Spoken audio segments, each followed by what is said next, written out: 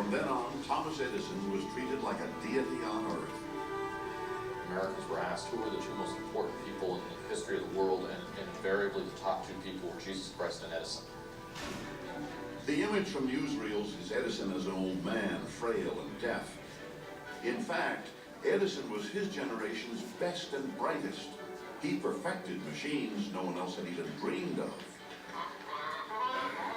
He was faster, he was more facile. Where another inventor would have one or two solutions, Edison would have 10 or 12. Edison also created a sense of the inventor as a wizard, as a prominent social and public figure. But while Edison became a legend, his family paid a price. The phonograph was his baby.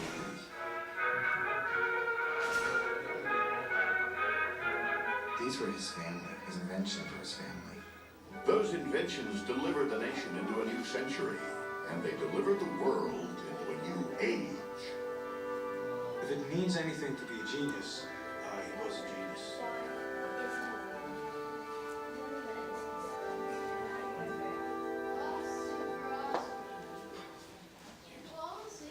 In one sense, Thomas Alva Edison was lucky. Lucky to be born just as a new technology was transforming the nation.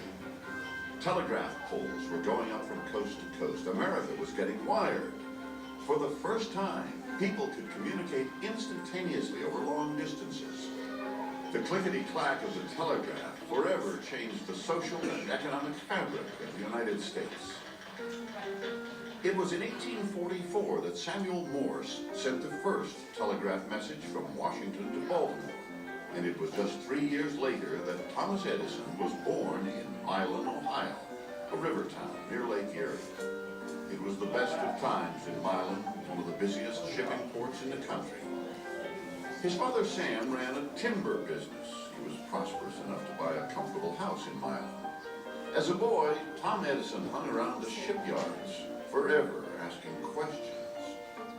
Spunky, stick-to-itivity, indomitable spirit.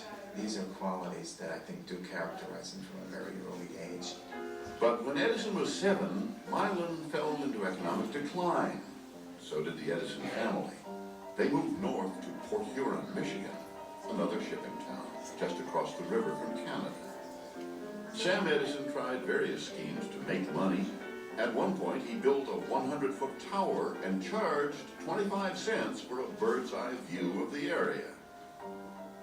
As for young Tom, he was easily bored and struggled in school. According to legend, one teacher actually called him addled. So his mother, Nancy, a former school teacher, decided she would educate her son at home.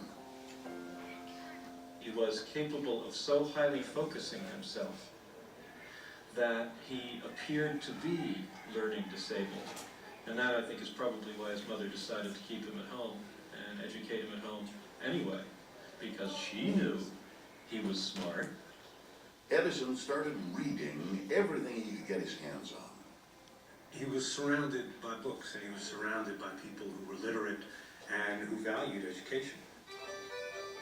Aside from his books, Edison was fascinated by the railroad. He rode up front with the engineer. Then at age 12, started selling candy and newspapers on the daily train to Detroit. Edison even published his own paper in the baggage car. The Weekly Herald was a mix of local gossip and a few jokes. The Herald included Edison's typical optimism. We expect to enlarge our paper in a few weeks. Edison's childhood was later turned into legend, especially by the movie Young Tom Edison. No, I'm not. I wish I was. Mickey Rooney played Edison as a boy, forever getting into trouble, forever blowing things up. And boys are real problem, Nancy. It's difficult to separate fact from fiction about Edison's early years. Well, he's a little different from the other boys. That's what I'm worried about. He's got that Yankee trait of tinkering with useless things.